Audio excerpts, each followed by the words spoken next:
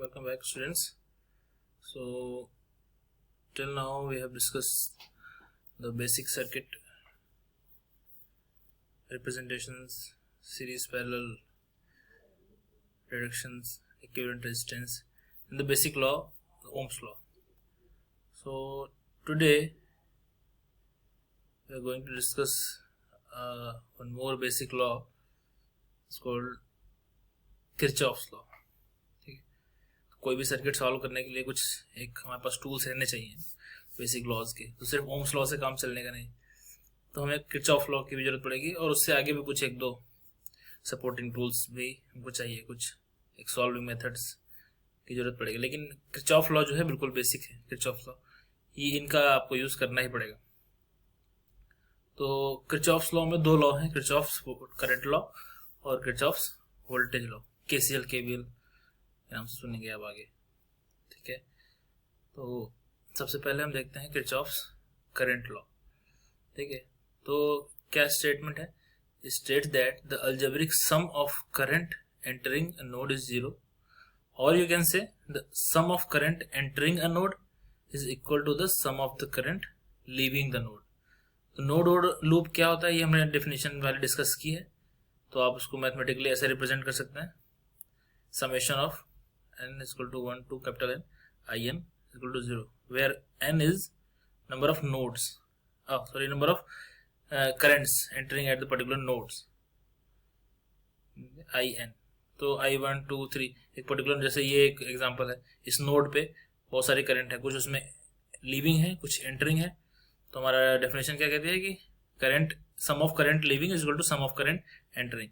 तो एंटरिंग है i1 i3 i4, i1 plus i3 plus i4 is equal to leaving वाले जो है i2 और i5। ठीक है, या फिर आप ऐसा कह सकते हैं algebraic sum of current at particular node is equal to 0।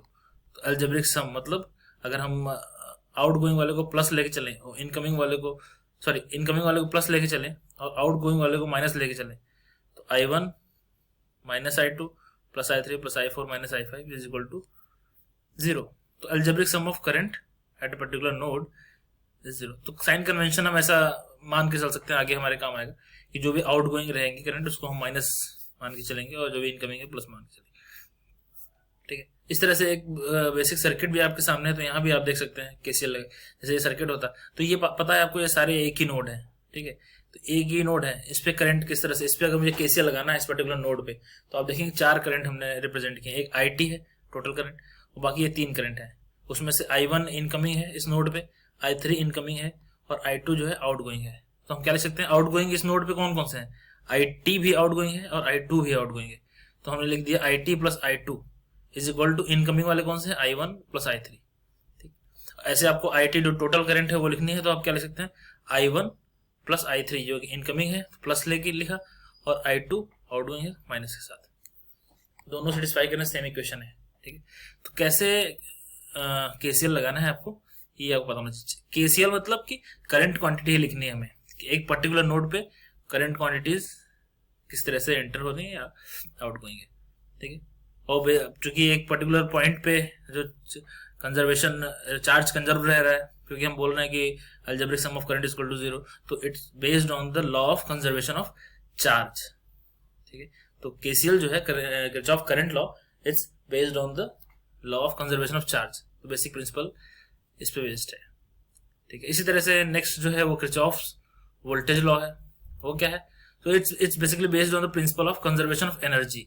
तो एक पर्टिकुलर लूप में, एक पर्टिकुलर क्लोज पाथ में जितने भी वोल्टेज हैं, ऑल द वोल्टेजेस, उनका अलजेब्रिक सम वुड बी 0। तो एक तरह से क्या एनर्जी हमारी उस पर्टिकुलर लूप में कंजर्व है। ठीक है, तो जितना वोल्टेज राइज होगा उतना ही वोल्टेज ड्रॉप होगा, कहने का मतलब। तो दो तरह से हम स्टेटमेंट भी दे सकते हैं कि the algebraic sum of all voltages around a close path is 0, और you can say sum of voltage drop is equal to sum of voltage rise. ठीक है, मैथमेटिकली हम रिप्रेजेंट कर सकते हैं समेशन ऑफ वीएम, जहां वीएम जो है आपके सारे वोल्टेजेस हैं एक पर्टिकुलर लूप में, जितने वोल्टेज पड़ेंगे एन नंबर ऑफ वोल्टेजेस है, मान लीजिए एलिमेंट्स हैं। ठीक है, उनका सबका अलजेब्रिक सम 0। जैसे एक बेसिक सर्किट हमने यहाँ बनाया, तो हमने साइन पहले से लगा रखा है, कुछ एक वोल्टेज सोर्स था minus plus V1 plus minus V2 plus minus V3 minus plus V4, तो हमको इस पर्टिकुलर इस डायरेक्शन में अगर हम केवीएल लगाते हैं, ठीक है, अगर हम ऐसा चाहे कि हम इस पर्टिकुलर उसमें केवीएल लगाएं, ठीक है, तो यहां से स्टार्ट करेंगे। तो हमने पहले एक डिसाइड कर लिया है कि माइनस में एंटर करेंगे तो माइनस साइन के साथ लिखेंगे, और प्लस साइन में एंटर करेंगे तो प्लस साइन के साथ उसको रिप्रेजेंट करेंगे, ठीक है। तो वो लेके चलेंगे हम। हालांकि जबकि मालूम हमको कि माइनस में एंटर हो रहा है करंट अगर, तो इसका मतलब वोल्टेज राइज की बात कर रहे हैं, और प्लस में एंटर होगा तो वोल्टेज ड्रॉप की बात करेंगे, ठीक है। तो अगर हम ऐसे लगाएं केवीएल इस तरह से, तो माइनस V1 पहले पड़ेगा, फिर प्लस V2, तो माइनस V1 प्लस V2, फिर प्लस V3, फिर माइनस पड़ रहा है V4 माइनस V4, फिर plus V5 is equal to 0। Algebraic sum of all voltages equal to 0।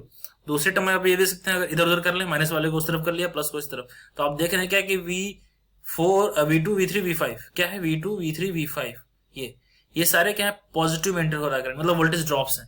तो voltage drops is equal to voltage rise. V1 V4 में आपका current minus में एंटर हो रहा है, ठीक, वो भी सेटिस्फाइड हमारा।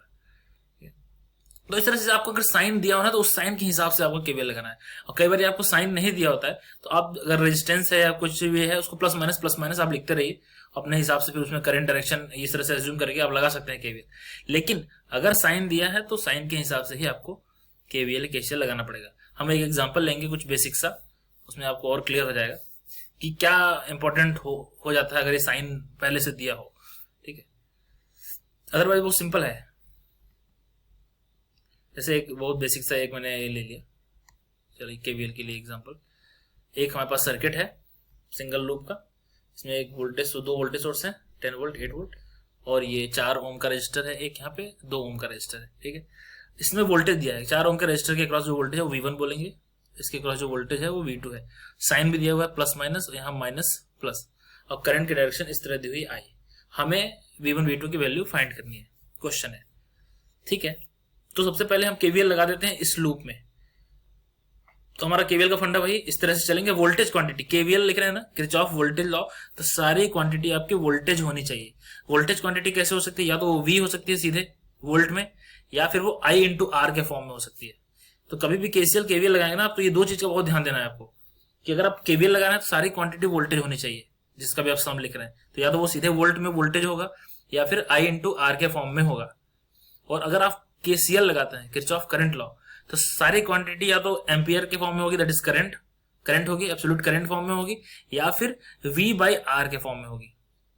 ये चीज बिल्कुल आपको ध्यान देनी है कि आप करंट इक्वेशन लिख रहे हैं तो सारे क्वांटिटी जो है, सारे जो टर्म्स है वो आपके करंट होने चाहिए, या तो सीधे करंट I या फिर V/R के टर्म का, ठीक है। ये आपको ध्यान देना है, ठीक है। चलते हैं इसमें, अगर हम केवीएल लगाते हैं तो पहला यहां से स्टार्ट करें तो -10 माइनस में एंटर हो रहा है, फिर यहां से प्लस V1, ठीक है, यहाँ आए -8, ये वोल्ट में है तो हम लिख सकते हैं सीधे यहाँ पे -V2, -10 प्लस V1 -8 -V2, ठीक है। अब हम एक चीज और क्या देखते हैं कि अब ओम्स लॉ से देख लें, तो V1 हमको पता है करंट प्लस में एंटर हो रही है, I है करंट और इसका रेजिस्टेंस 4 है, तो I इंटू R लिख सकते हैं वोल्टेज को ना, तो V1 को हम लिख सकते हैं 4 इंटू I।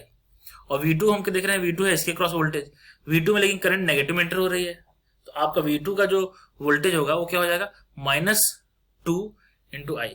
करंट नेगेटिव में एंटर हो गया, हम उसको माइनस लेके चलेंगे, ठीक है, -2 इंटू I, ठीक, ये हमारा V2 हो गया। तो अब ये V1 और V2 की वैल्यू आप इस वाले इक्वेशन में, ऊपर इक्वेशन में पुट कर दीजिए, तो आपका जो फाइनल इक्वेशन होगा वो कैसा हो जाएगा, -10 V1 की जगह +4I लिख दिया, -8 एज इट इज, माइनस एक साइन है यहाँ पे हमारा, और V2 की वैल्यू है -2I, वो लिख दिया -2I, ये माइनस माइनस बाद में हो जाएगा प्लस। तो इसको हम सॉल्व करेंगे, 6I = 18, I = 3 एम्पियर। जब I = 3 एम्पियर हो गया, यहाँ पुट करेंगे तो V1 = आपको हो जाएगा 4 × 3 12 वोल्ट, और V2 = हो जाएगा -2 × 3 -6 वोल्ट, ठीक। इस तरह से V1 आपका 12 वोल्ट और V2 हो गया -6 वोल्ट, ठीक है। सिंपल है, आपको ध्यान देना, पहले आप वोल्टेज के टर्म में लिखिए, उसके बाद उसको IR के फॉर्म में चेंज करना है, आप करिए।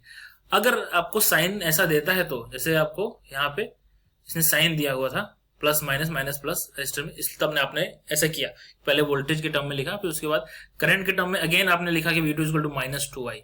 अगर ऐसा कुछ भी साइन नहीं देता है तो आप सीधे सीधे प्लस माइनस मान के चलते हैं, तो भी आपका इक्वेशन कैसा आता? अब तो आप सीधे लिख सकते थे -10 प्लस 4i, v1 की जगह ना लिख के सीधे 4i माइनस 8 और प्लस 2i। वही चीज फाइनल यहां भी आई आपके, प्लस 2i आई, यहाँ पे प्लस 2i आया ना। तो आपने दो बार में लिखा, एक बार वोल्टेज में नेगेटिव लगाया, फिर एक बार करंट के साथ नेगेटिव लगाया। तो आपको नहीं दिया होता साइन, तो आप सीधे प्लस माइनस, तो आपका गलत नहीं होगा कोई चीज, ठीक है। तो आप बिल्कुल या तो साइन गिवन है तो उसके हिसाब से लगाइए, नहीं है तो अपना सीधे सीधे प्लस माइनस कर दीजिए, ठीक है। तो बेसिक जो केसीएल और केवीएल है आपका आना बहुत जरूरी है अगर बड़ा सर्किट सॉल्व करना है हमको, क्योंकि इसमें अगर फंसे रहेंगे आप तो फिर मुश्किल हो जाएगा आगे। चलिए एक सर्किट और लेते हैं, इसमें क्या दोनों मिक्स है, केसीएल केवीएल लगाता है आपका। इसको और भी तरीके से हम बहुत इजीली कर सकते हैं एक इक्वेशन में, लेकिन अभी फिलहाल आप बेसिक केसीएल केवीएल समझ रहे हैं, इसलिए हम उसको अप्लाई कर रहे हैं। चलिए find current end voltage in the circuit shown in figure. अभी हमारे पास सर्किट है, ठीक है, 30 वोल्ट का वोल्टेज सोर्स है, यहाँ 8 ओम का रजिस्टर है, यहाँ 3 ओम का रजिस्टर है, ये 6 ओम का रजिस्टर है।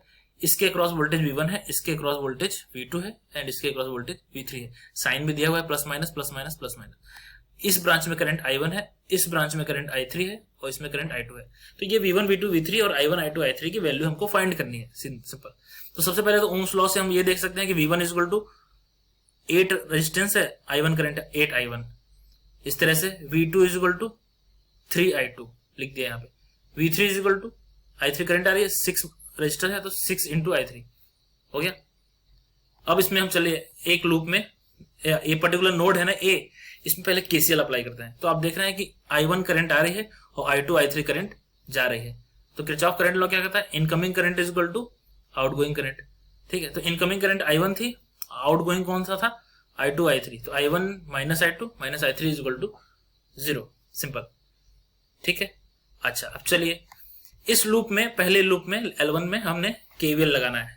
केवीएल ऐसे चल के इस लूप में कंप्लीट करना है। तो चलेंगे -30 plus V1 plus V2, -30 plus V1 plus V2 is equal to 0, sum of voltage is equal to 0। अब -30 लिख दिया, V1 की वैल्यू हमने यहाँ पे लिखी 8 I1 लिख दी, V2 की लिखी यहाँ पे 3 I2 लिख दिया। अब यहाँ से I1 की वैल्यू I2 के टर्म में नोट कर ली हमने, चलिए अच्छा है, ठीक है। नेक्स्ट क्या किया, इसमें केवीएल लगाते हैं इस लूप में। तो इसमें दो ही वोल्टेज है, एक -V2 ऐसे चलते हैं अगर हम, तो -V2 माइनस में एंटर हो रहे हैं और प्लस V3, मतलब V2 is equal to V3। तो यहाँ पे इक्वेशन हमने लिख लिया V2 is equal to V3। V2 की वैल्यू ये है, V3 की ये है, ये दोनों यहाँ पे रखी। तो यहाँ से I3 आ गया हमारा I2 के टर्म में, I3 is equal to I2/2, simple, ठीक है। तो अब ये दोनों यहाँ से I3 भी I2 के टर्म में आ गया, यहाँ से I1 भी I2 के टर्म में आ गया। तो ये जो इक्वेशन हमारी है इसमें I1 और I3 की वैल्यू रख दें, एक वेरिएबल हो जाएगा I2 की वैल्यू आ जाएगी। तो यहाँ पे हमने रख दिया, I1 की वैल्यू रख दी ये वाली, I2 एज इट इज रहे, I3 की वैल्यू ये रख दी I2/2। यहाँ से हमारा I2 आ गया 2 एम्पियर। सॉल्व करेंगे इसको, एक ही वेरिएबल है I2 2 एम्पियर। I2 जब आ गया तो यहाँ पे रख देंगे आप I2 की वैल्यू, सीधे सीधे I1 आ जाएगा आपका 3 एम्पियर, ठीक है।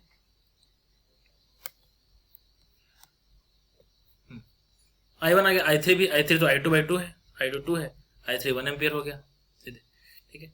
इस तरह से V1 सब आपने डिफाइन कर रखा 8 I1 I2 I3 जब पता है तो V1 V2 V3 की वैल्यू भी पता चल जाएगी, सीधे सीधे वैल्यू पुट करना है, ठीक है। तो ये आपने देखा सर्किट कैसे सॉल्व किया, बिल्कुल सिंपल। उसमें केसीएल लगाया, केवीएल लगाया, इक्वेशंस बनाई, सॉल्व किया, ठीक है। ये हम अभी आगे, इसके आगे हम और भी सिंप्लीफाई मेथड, जो अभी तो सिंपल सर्किट है, सर्किट हमारा आगे कॉम्प्लेक्स होगा अभी, तो सिंपल केसीएल केवीएल से ही भी हमारा काम नहीं चलेगा कि केसीएल आता है केवीएल आता है तो हो जाएगा। तो कुछ हमको सॉल्विंग मेथड्स जानने पड़ेंगे। तो आगे हम पढ़ेंगे नोडल एनालिसिस, मेश एनालिसिस। तो इससे क्या होगा, सर्किट सॉल्विंग थोड़ा सा हमारा इजी होगा। लेकिन इनमें भी आपको किरचॉफ लॉ लगाना ही है, केसीएल केवीएल लगाना है। तो उसका एक एक्सटेंशन वर्जन है नोडल एनालिसिस। नोडल एनालिसिस आपका केसीएल का एक्सटेंशन है, और जो मेश एनालिसिस है आपका केवीएल का एक स्मार्ट वर्जन या एक्सटेंशन वर्जन है, ठीक है। तो वो दोनों हम आगे पढ़ेंगे सर्किट सॉल्विंग के लिए। उसके पहले थोड़ा सा हम और भी कुछ बेसिक हमारे पास टूल्स हैं, सोर्स ट्रांसफॉर्मेशन और डिपेंडेंट सोर्स, इंडिपेंडेंट सोर्स क्या होता है, सोर्स के बारे में कुछ जानकारी। तो ये थोड़ी थोड़ी चीजें और भी हम चीजें सीखेंगे, ठीक है, ताकि हम जब वो सर्किट सॉल्व करें, मेन सर्किट, बड़े सर्किट, तो ये सारी चीजें हमको मालूम हो क्या रोल है, ठीक है। तो नेक्स्ट में हम वो सारी चीजें करेंगे, ओके, थैंक यू।